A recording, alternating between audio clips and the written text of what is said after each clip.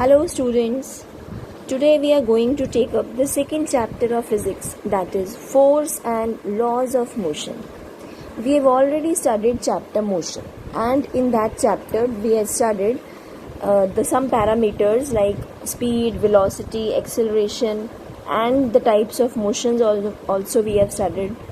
ठीक है, तो मोशन चैप्टर में हमने ये सब कुछ पढ़ रखा है, circular motion, rectilinear motion, uniform, non uniform motion. तो डिफरेंट टाइप्स के मोशंस को हमने स्टडी किया उस चैप्टर में. Now in this chapter, as you can see, the name of the chapter is force and laws of motion. Force and laws of motion. तो इस chapter में अब हम स्टडी करने वाले हैं फोर्स से रिलेटेड जो आपके पैरामीटर्स आपको मिलेंगे और जो लॉज मोशन ओबे करेगा. ठीक है, तो ये कौन कौन से लॉज हैं, फोर्स क्या है, बैलेंस्ड फोर्स, अनबैलेंस्ड फोर्स क्या है. So this chapter is very interesting. तो आप बहुत ध्यान से चैप्टर सुनेंगे, समझेंगे और बाद में न्यूमेरिकल्स की प्रैक्टिस करेंगे. Okay, now as you can see here in the screen,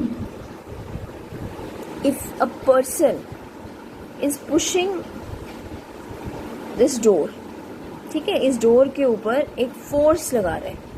तो हम ये वर्ड देखो, फोर्स मतलब पुश कर रहा है उसको खोलने के लिए. तो अगर खोलना है और उसको पुश करना है तो क्या हमें नीड है? We want some extra effort, extra, और वी कैन से कि हमें कुछ एफर्ट की नीड है यहाँ पर. अगर हमें बंद करना है, if we want to close the door, then also we need some effort, and that effort is only known as force. ठीक है, उसी को हमने यहाँ पर नाम दिया है फोर्स. तो जो भी हम एफर्ट लगाते हैं, किसी भी चीज़ पर एफर्ट लगा रहे हैं, that is force. Likewise, if we need to hammer a nail in wood, we have to strike the hammer on nail with great strength. तो अब आप देख सकते हैं हैमर और इस वुडन प्लैंक में हमें नेल को इंसर्ट करना है. ठीक है, तो हम ऐसे ही अपने हैंड से तो नहीं कर सकते हैं, उतना एफर्ट नहीं दे पाएंगे हम. तो वी वांट ग्रेट स्ट्रेंथ, हमें ज़्यादा एफर्ट की नीड है. So we can take the help of hammer, या एक बहुत भारी बॉक्स लीजिए, उसकी हेल्प से आप इंसर्ट कीजिए. तो यहाँ पर हमें फिर वही बात करते हैं कि हमें किसकी नीड है यहाँ पर? Effort. And what is this effort? This is only known as force. Okay, so we can define the force as it is a push or pull, और we can define it as an external influence which when applied on a body can bring about changes in it. Means external influence means जो हम effort की बात कर रहे हैं, extra effort जो apply कर रहे हैं बॉडी पर, और उसको अप्लाई करने के बाद उस बॉडी में जो चेंजेस आते हैं. ठीक है, तो हमने इस इन्फ्लुएंस को क्या नाम दी है? That is force. तो जब भी आप कुछ एक्सटर्नल फोर्स अप्लाई करेंगे किसी बॉडी पर, तो उस बॉडी के अंदर कुछ चेंजेस आएंगे. अब चेंजेस कैसे आएंगे? If the body is at rest, then the body can move, and if it is in motion already, then it can stop. ठीक है, it can come in rest position. तो we will take some changes here. Force apply करने पर क्या क्या changes आते हैं body में? The following changes can be brought about in a body. Now as you can see, this boy is kicking a ball. ठीक है, आपकी पहले जो फुटबॉल थी रेस्ट पोजीशन पर है, और जब किक किया तो किक करने के बाद, suppose it is at rest, और किक करने के बाद बॉल फ्लाई ऑफ करके यहाँ पहुंच गई. तो इट मीन्स मोशन में आई आपकी बॉल. पहले रेस्ट में थी, फिर मोशन में. तो मोशन में कैसे आई? फोर्स अप्लाई करने पर. ठीक है, रेस्ट में भी आ सकती है. इफ अ पर्सन, अब एक और, यहाँ से बॉल आपकी हवा में उड़ती हुई आ रही है और एक पर्सन है जिसने कैच कर ली. ठीक है, कैच किया, तो कैच करना भी, अब रेस्ट पर आ गई ball, it means some force is there, effort लगाया उस पर्सन ने और उसको कैच किया. Change in direction.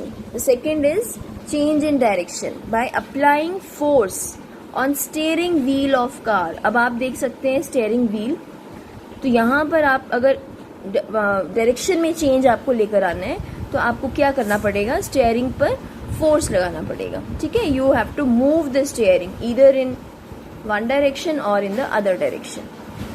If you are bicycling, आप साइकिल चला रहे हैं या आप बाइक पर हैं, तो वहाँ पर तो स्टीयरिंग नहीं मिलेगा, there you have a handle, ठीक है। तो हैंडल को आपको फोर्स लगाना पड़ेगा if you want to change the direction. Third is change in dimension and that is squeezing a tube of toothpaste. तो अब स्क्वीज करने से, डायमेंशन का मतलब क्या होता है, साइज एंड शेप, साइज और शेप वी कैन सी। तो if we want to change the size और the shape of any object, then also we have to apply some force, okay. Extra effort लगाना पड़ेगा हमें वहां पर। Okay, now the second one, change in speed of body.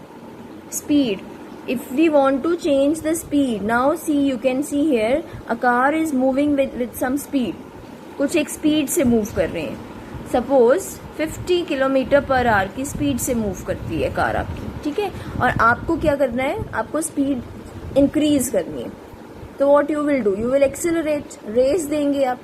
और if you want to decrease, आपको decrease चाहिए, अपनी speed कम करनी है, कार को रोकना है, then what you will take, you will apply breaks.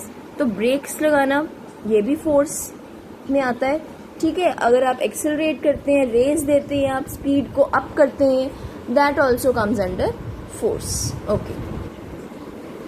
Now we have types of forces. वैसे तो आपने छोटी क्लासेस में टाइप्स पढ़े हैं, कॉन्टैक्ट फोर्स, नॉन कॉन्टैक्ट, है ना, मस्कुलर फोर्स, फ्रिक्शनल फोर्सेस। तो ये जो आपके फोर्सेस हैं, ये जो हम टाइप्स यहाँ पर स्टडी करने वाले हैं, इन टाइप्स का जो क्लासिफिकेशन है वो किस अकॉर्डिंग है कि बॉडी में चेंज, मूव करता है बॉडी की नहीं मूव करता है, ठीक है। तो हमने उन बेसिस पर फोर्स को क्लासिफाई किया है। So we have two types, one is balanced force and the another is unbalanced force. Now we will take one by one. Here you can see the balanced force, equal and opposite force acting on a body that will not make the body move, ठीक है। तो ये आपको थोड़ा सा ध्यान रखना है। Okay, we'll take the example. Here we have a box. यहाँ आप देख सकते हैं, this is the box, ठीक है। ये बॉक्स आपके पास पड़ा है और ये बहुत हैवी बॉक्स है।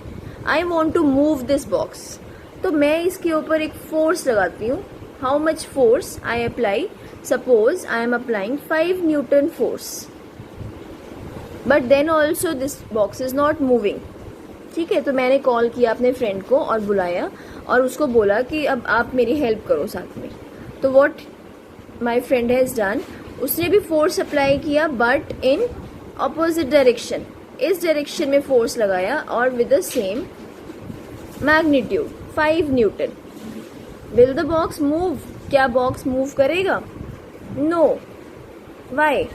क्यों बॉक्स नहीं मूव करेगा? यहाँ पर आप देखिए 5 newton from left side, 5 newton from right side, same magnitude, ठीक है, but the directions are opposite. तो अगर डायरेक्शन ऑपोजिट हो गई और मैग्नीट्यूड सेम, तो आपका नेट फोर्स क्या बनने वाला है? नेट फोर्स किसे कहते हैं? रिजल्टेंट फोर्स, कि बॉक्स के ऊपर कितना फोर्स लगने वाला है।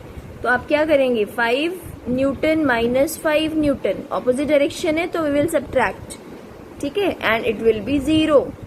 तो 0 फोर्स लगने वाला है, तो net force will be 0, the body will not move. Okay, next case, unbalanced force. Now unbalanced force, अब मैंने क्या बोला अपने फ्रेंड को, आई एम अप्लाइंग, मैं तो इसी डायरेक्शन से फोर्स लगा रही थी 5 न्यूटन, ठीक है। तो मैंने अपने फ्रेंड को भी बोला कि आप भी इस साइड आओ और यहीं से फोर्स लगाएं, same 5 newton. Now tell me, क्या बॉक्स मूव करेगा अब इस कंडीशन में? Yes, the box will move towards right, ठीक है। और what will be the net force, कितने फोर्स के साथ मूव करेगा ये बॉक्स आपका? Now you can see in the same direction, and when we are taking the forces in same direction we have to add that forces, ठीक है। तो यहाँ पर आप क्या करेंगे? 5 Newton plus 5 Newton, and what is the net? It will be 10 Newton force. Now the box will easily move towards right. Now these forces are known as unbalanced forces. Now you can see the condition, the unequal and opposite force acting on the body that will make the body move. तो remember, अगर body को move करवाना है तो किस type का force लगाना है? Unbalanced force. और अगर हम चाहते हैं कि body move ना करे, not make the body move, then we have to apply balanced forces. Understood? तो resultant आपका जो force रहता है balanced में 0 रहता है, unbalanced में आपका not equal to 0 होगा force, क्योंकि वहां पर कुछ force आपको मिलने वाला है. Understood? I hope it is clear to everyone. Now the next Newton's first law will take in the next video. Thank you, students.